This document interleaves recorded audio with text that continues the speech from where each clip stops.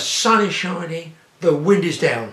The guys are already aboard the boat. They got the engine running to warm it up. The tea is on the brew. Let's get out to sea and catch some fish.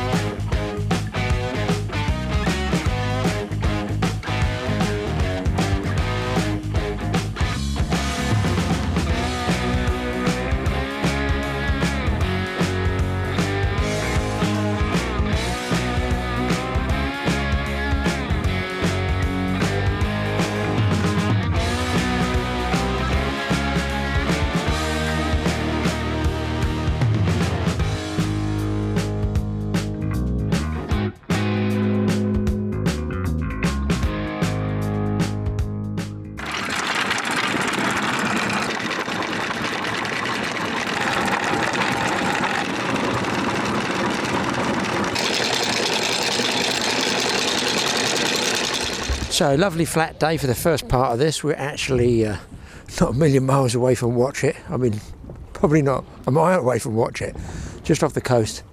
And you can see, I turned the camera around way up there, you can see the hills going across to Exmoor. It looks like a very unusually good day, weather-wise, flat calm. Okay guys, so I've just set the anchor. The warp I've got, so the rope I've got, I've also got 20 meters of chain on there. I've got some stainless steel chain. That's just actually a nice tip for anybody with boats. I know stainless steel is a little bit more pricey, but it does stop any rust then dripping onto your boat. So I've got 20 meters of stainless steel chain attached to my rope and obviously attached to the anchor. Now the reason I've got so much chain is that out here we've got some really strong tides, and sometimes if we get wind in the same direction as the tide, it does make it quite tricky for the anchor to grip and to hold. We've got a few places as well that I like to fish where the mud is quite sloppy and it really isn't particularly good holding ground. So that extra bit of chain, 20 meters of it, as I say I've got, the boat's 11.5 meters, so I've essentially doubled the length of the boat. And then in terms of the amount of rope that I let out, I know I mean, it's a question I get asked a lot, how much rope do you let out? Now there's a few different formulas, and you could easily Google and read that it should be something like 3 times the amount of depth that you've got to then that amount of rope. So for example, if you had 10 meters of rope, it might say something like 35 meters of rope to let out. However, we've got such big fast tides in the Bristol Channel here that I'm going to let more than that out. I don't want the angle of the rope to be too steep because that will end up with my anchor just dragging. So I probably let out, and it varies, but it might be 6 times, 7 times the depth sometimes. But you've got to judge it on the type of ground you're on. So if I'm on a really decent bit of holding ground, something like sand and gravel, I won't have to let out as much as if I was on some really sloppy mud. 2 seconds, we're just making a film at home, that's all.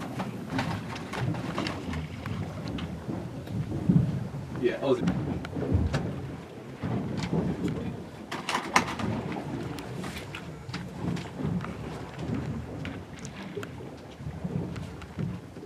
hoping that the wind doesn't get up too much. The tide is a ripping. Tommo was telling us it is a very big tide, so we're very close to shore really, trying to get out that tide. Been 1 thornback landed already on the start of this one, so we're going to be fishing the ebb down, and then part 2, I've seen a bite, I think. I'll put a really rank frozen prawn out because I don't have great bait, but I've got a nice big one of those Atlantic prawns that Tommo told me about. Got one of those out there. Got 1 grip lead. I'm down the side here, tucked in a corner. Got a whole mackerel on just a straight down tider there with about a good 1.5 pounds of lead there. So just anchored on the bottom with that and hope that a conger or something comes along. Out there, just that 1 prawn. Just using my beach reel. on an uptider. But the thing is, my grips aren't, the wires on the grips aren't very long, so I don't know if they're going to hold. Looks like Craig here. Is in our fish? No. And in the distance there is Minehead, so it gives you an idea how close we are. The shore-wise just over there. I know where Tommo's on a fish here. You on a fish there, Tommo? Yeah, smooth hand on. Didn't take long. First cast, first fish. He comes up. Even in this coloured water, I'm still fascinated by how these fish find this bait. I'm calling that an albino one. It's very light, isn't he?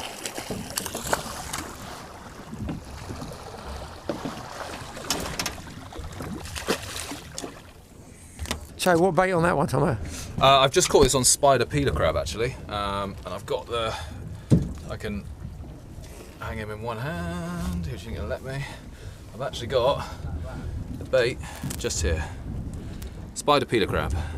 They're not a huge bait. You could try to what hook it on there? It's a 6-0, but it is quite a small 6-0. Very, very sharp. But yeah, quite a small bait. Smooth hounds have got quite small mouths. One of the biggest mistakes I see with people when they come smooth hound fishing is using baits that are just too big for the smooth hounds. And you know, we catch smooth hounds on a mixture of crab, whether it's peeler crab, hardback crab, but don't make your baits too big. They take small baits.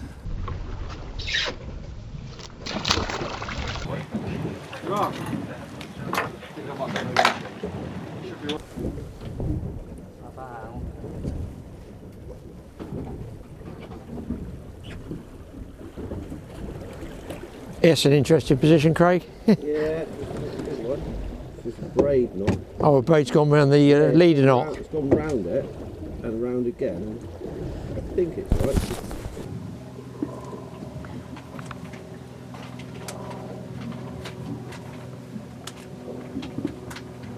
Oh, they've got weed on this, or a doggy, I think. Big chunk of weed if it is, probably a dogfish. Yeah, I think it's doggy. Hopefully not my other 2 pound lead there.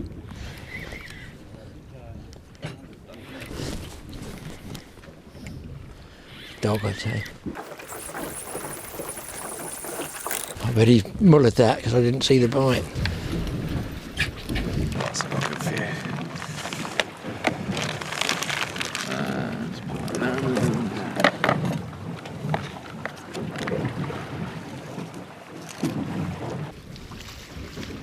Craig's got another doggy there. Yeah. The bookings are coming in now, so I'm pretty full now for May. But still plenty, you know. When can you start? After the middle of May? No, I've done one in April. I could have done some in April, but I was in no rush really. Yeah.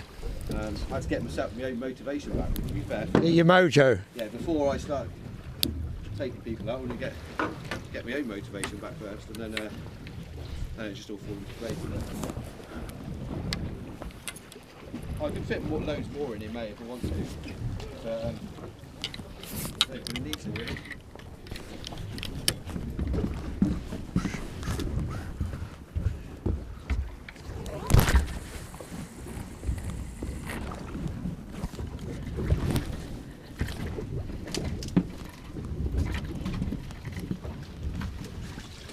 Nice to get back out and get on the beach and just get the gear out. Like, I didn't fish for 6 months. No, from November till the end of beginning of April.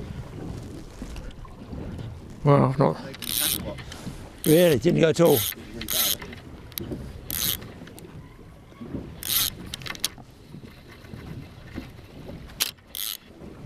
Alright guys, so the reason I've picked this mark to start off with, we've got really big tides today and the range is 11.2 metres. That's massive. That means from high tide to low tide we're going to lose 11.2 metres of water. That is a lot of water, that's a lot of tide going out. So what I'm going to do is I've picked this mark to start off with where the tide is fairly steady, it's comfortable to fish, there's fish going to be feeding, and what I'm waiting for now is for the tide just to ease a little bit more. Then as it slows down, which will be about about 2 hours before low water, that's then going to give me the opportunity to just move out a little bit further. And the further out you go, the faster the tide's going to increase again. So 2 hours before low water is going to be about right for me to move out onto another mark. We've started on this mark here today. It's surrounded by, it's a bit of sand with stone and coral, and it's surrounded by mud as well. So it is going to throw up a variety of species. Smooth hounds, we can get some thornback rays, we can see spotted ray. I mean, almost anything that swims in the Bristol Channel can appear here. But what I do know is then when we move out onto our next mark, that is sand, gravel with some shells in it, we can still get everything that would swim. So the smooth hounds, all the variety of rays, and on the rays, the blonde rays. That's what I'm going to look to see if we can target as we get towards low water. I've actually got a fish on here. Actually heard the change of pitch in the tone on the line then. As it happens, hopefully.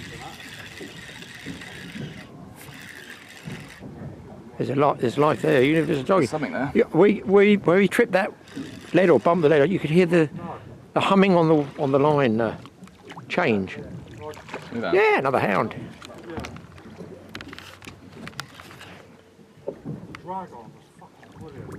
So this is a skipper that does interviews and catches fish to order at the same time and makes a tea because I just had it.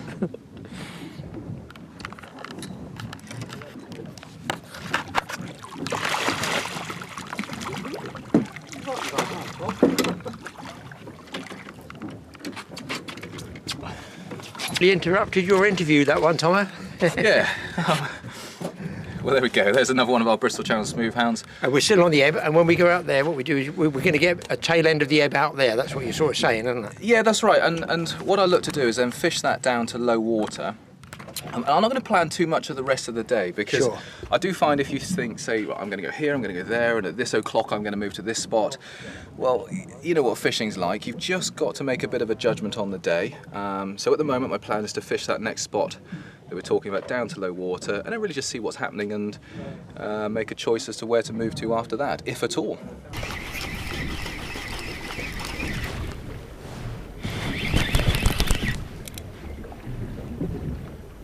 Oh, that might be a hound.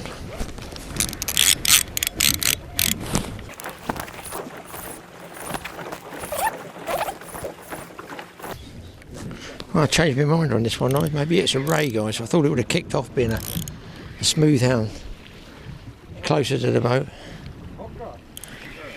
Oh, he's got a strap on here. Now I've got a hound. Craig's got a small conger there. Look.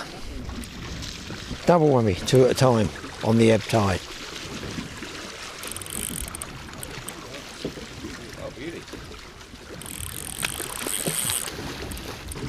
Straight mackerel, Craig? Yeah, whole mackerel. Little mini mackerel. That lead didn't last long. And the boom. Oh no, it's there. Maybe that was a piece of something on it. I thought that was a lead that was on there.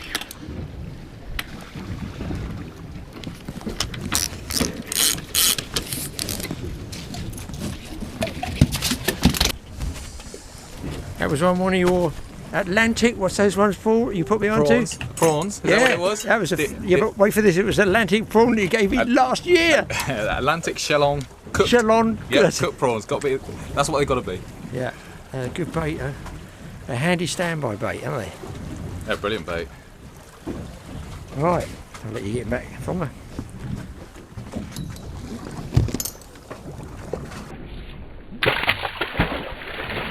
So, hound and a dogfish. Happy days. Sunshine. No big sea. I'm going to come right up the front here. You can see, look at the space we've got up here. I'm just going to heave it. It doesn't even have to go a long way, to be honest. It disengages because the bait is slower than the lead. Lead's going this way, and the bait and the air pushes against the bait, slides it off the hook. But I don't mind because at least it's clear. There's nothing worse than casting out and then you don't know if it's tangled or not. So I like to see it disengaged like that. I have no problem with it.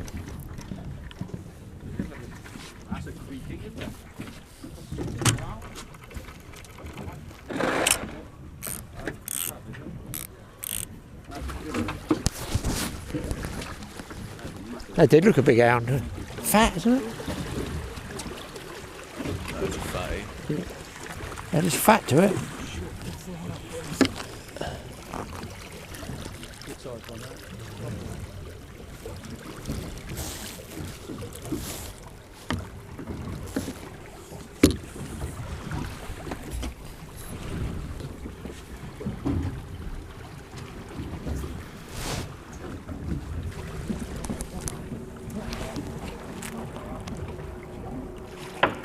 Yeah, it's a fat one, eh?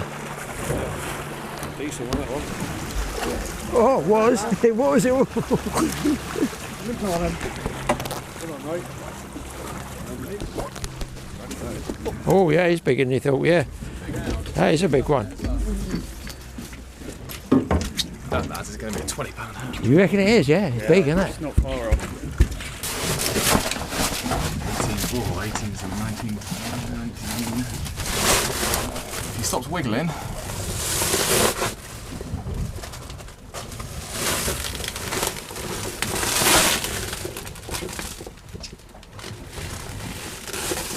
Close, isn't it? It's not quite. Can you not just make it? In fact, 1911, isn't it? Yes. £19.11. Still a big one, isn't it? Eh? Yeah. I'd love to weigh a I'd love to weigh a carp with one of those. Hey, they go completely sparko, wouldn't they? Look at that fish. If you were to carp to that size for size, you'd drag him all over the ocean. The carp would have no chance. Lovely fish.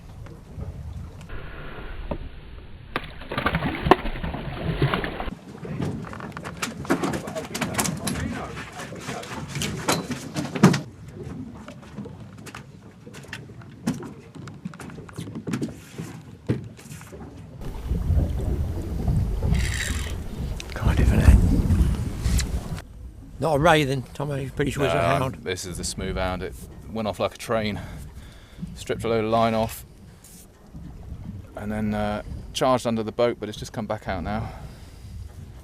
There's a lot of tide running. I don't want to pull this too hard. You might ping off, yeah? Yeah. A bit weed Too on far away now. Couple more turns. Also got to be careful it's not one of them big ones. That's right. Until you know. Yeah, nice pale one.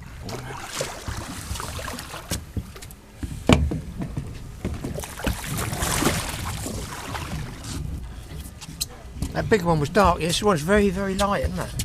Yeah, we get them a real Different mix grades, of yeah? shades, I suppose, and we do get some even lighter than this as well. And yeah, the big one James had was quite dark, and they can even get bronze in colour. But beautiful fish. These will be coming through now till what? September? Yeah, and I've actually caught smooth hounds in all 12 months of the year. Now, traditionally we perhaps think of them as being a summer species, but yeah, as I say, we've caught them in 12 months of the year. But really, the best months are going to be late April, and then May, June, July. Are very good months, and then they just that's your numbers months. That's your numbers, and for your big ones as well. And then the next sort of 2 or 3 months, they'll steadily thin out in numbers in the channel. But as I said, 12 months of a year we've caught them in.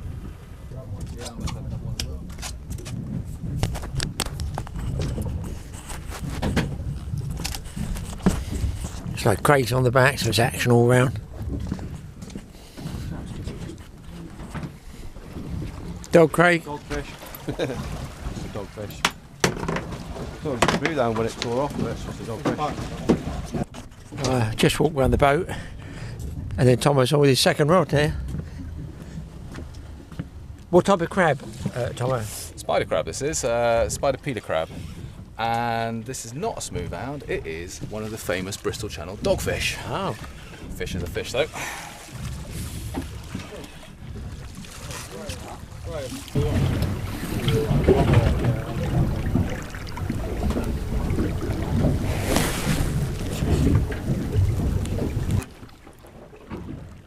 Oh God, you saw me wind down and bump that lead and nothing, and now it seems I've got something on there. Well, it's weird. I thought I bumped the lead and then felt the lead at the bottom. Thought there was nothing there. Not kicking. But then those old double figure bass tend to fight like this. I wish. In my dreams. He's not twanging around like a conger though.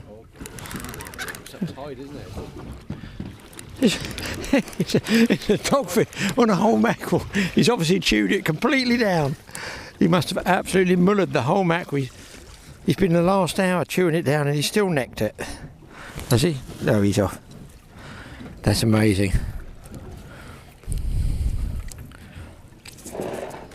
There he goes back. Whole mackerel. Wow.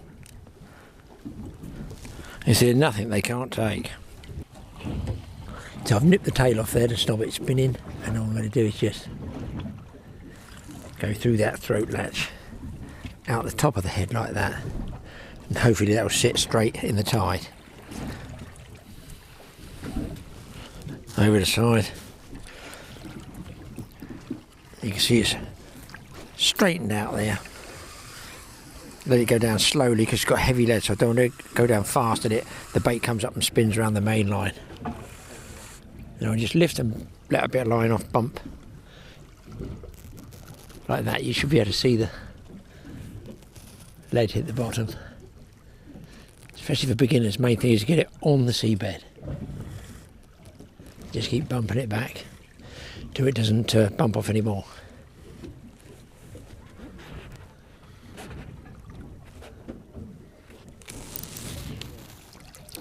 In the hold up. Done. He might drop off, guys, but oh, he did drop off, but that was a doggy who can get small ones. He just chewed and held onto the back of that whole mackerel so it can go back down again. And proverbial coat hanger boom, homemade. I could almost drop a lead weight there, I think. There's something interesting, guys. The dogfish just hanging on the bait. He's not even hooked, and then he came off. That's exactly what's happened to me before. So the dogs are down there. If you look at that bait there, it's being chewed and tugged from the back. But big fish will come and take the whole lot. Well, that's a theory anyway. So we've done half the tide here. We're now going to catch the last of the ebb further out.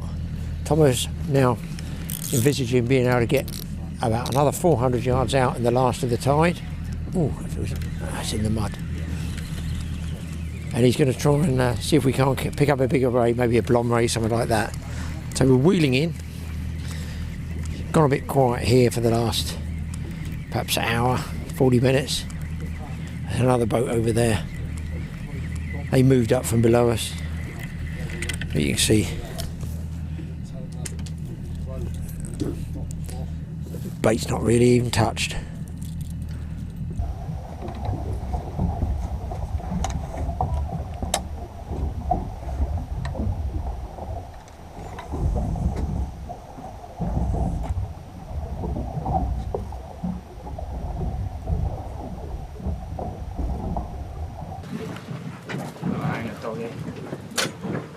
Great vertical.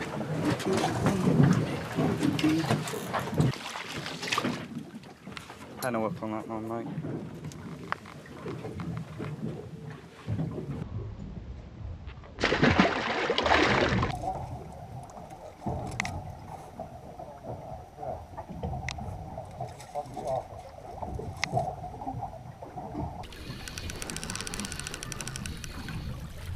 I think you got me, Craig. I've gone light. No? I've gone tight now. There's something on there. It's definitely a twangy sort of fight. I imagine it's a conger, a double. I'll let you come in first. I've definitely had a bite, but my bite might have been your bite, if that makes sense, you know.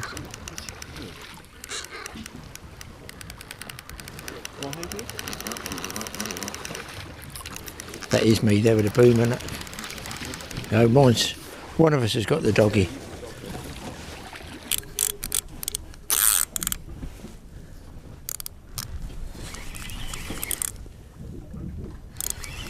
Yeah, it's twanging a bit now, probably is a hound.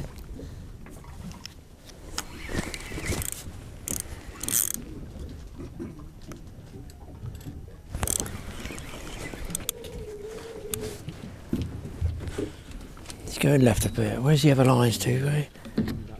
I think I'm clear, but I can never tell.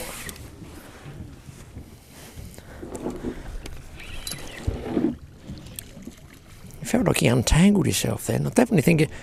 I don't think it's like a conger. I think it is a hound. What's best? Walk up this way or pull him in by hand, Tommo?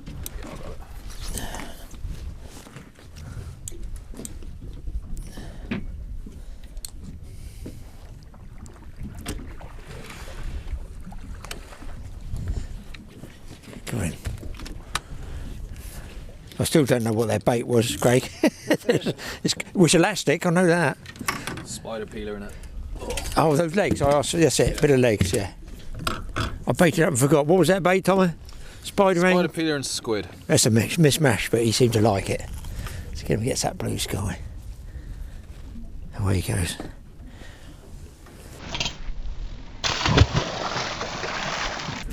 So I'm going to try the Frankenrod 2 because the tide's died off here. Rod reel, there it is, you can see it as it was built, yet to be tested in full. I've got here running ledger. I'm not sure that ledger's going to hold. The tide is dying off here. 3 feet, about 60 pound mono, and the bait there is a North Atlantic prawn uncooked and a piece of spider crab leg. You can just see the claw on the end of it. We nip that off, then the fish won't feel anything sharp. It's at the hook. As if I can hold bottom and if I can get a bite.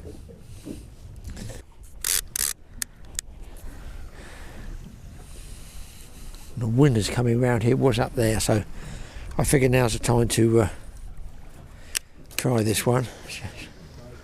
Not quite sure what that is there. The join.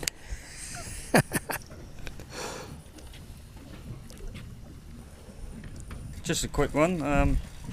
Got this bluey out of the pack, and it had a couple of parasites on it. It's anchorworm, quite common parasite. It uses these two parts to anchor itself into the fish, and then feeds off the fish. And that goes in the gut. That's inside there. Yeah, it'll bore a little hole like that. Oh, we see. Yeah. And then it'll get its mouth parts in there, anchor in, and just live off the fish that way. And you can actually see the Mouth points parts. on it. Yeah, the anchor on it. Yeah, there's its breathing parts, obviously, and then up here is where it anchors itself in, and there you can see its mouth parts. So, That's a fairly disgusting creature, isn't it? Yeah, it is.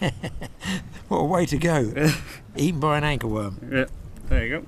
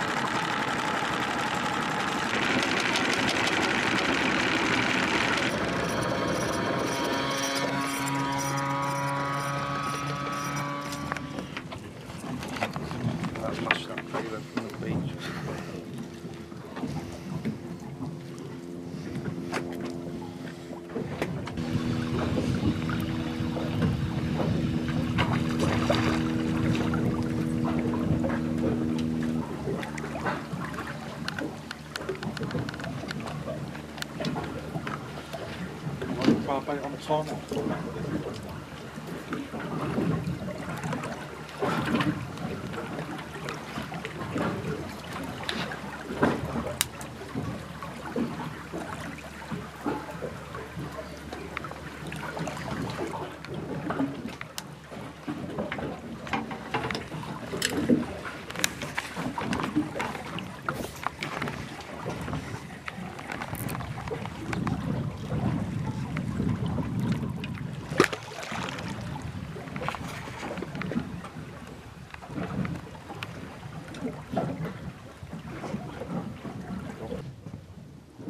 Right, we're out on the second mark, and You wouldn't think coming 500-600 yards to make a difference. The mud that's in the water, the silt, you can absolutely see, and it's going. If I walk at the same speed of it, that's how fast it's going past.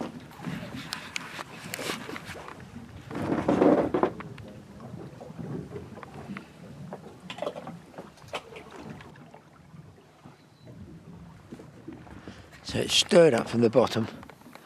You actually see like a jet stream coming off the rope there. Clouds and clouds of silt in suspension from the big tide. And then like the weed over there, you see the weed racing past. There's a big swirl of mud. I'm going to follow it down, look. Oh. Cream tea, lovely. It's got to be elastic then. Oh yeah. Blonde braids when you've got cream tea.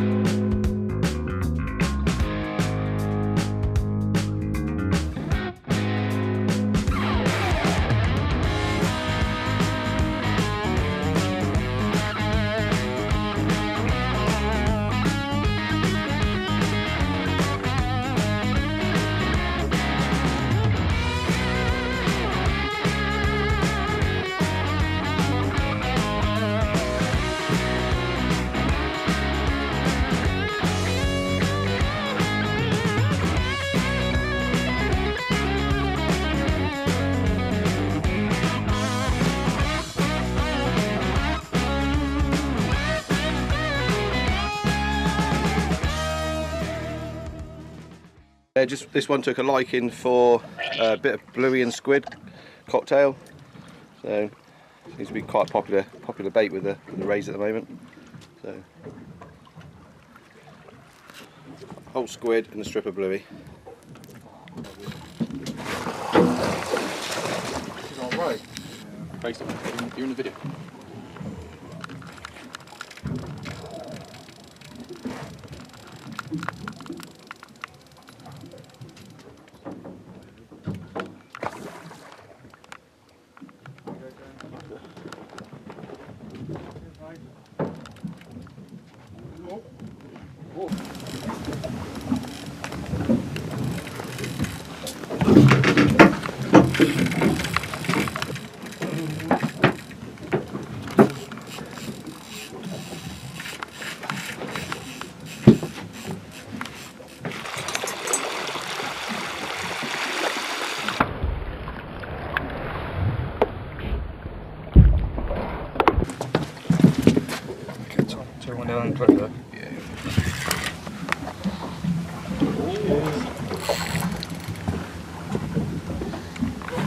Yeah, just a small one.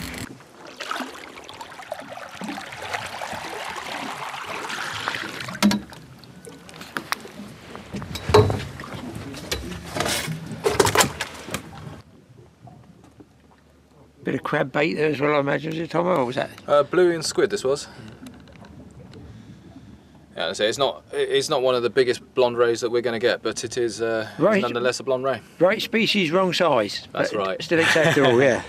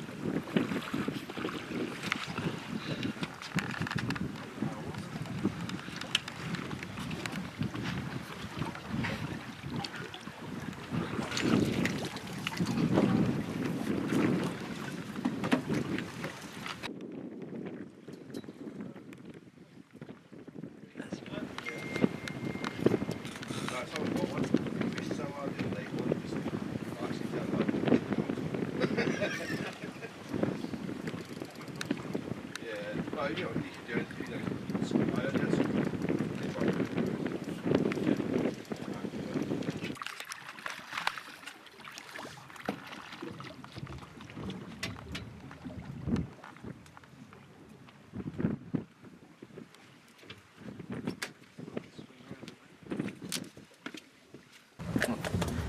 Well, there we go, double hit, 2 different rods, both on the fish kebab, a little conger eel and a thornback ray. Yeah, gathered by the attire, guys, it's all changed. The tide is changing. I've got to shield this microphone, the wind's come up. We've done our stage 1 roar of the tides. We're going to be moving. There's slack water. It's going to be facing back that way now, the other way. What are we going to catch? You've got to tune in to the next film to find out. We don't know ourselves, we're going to be going inshore.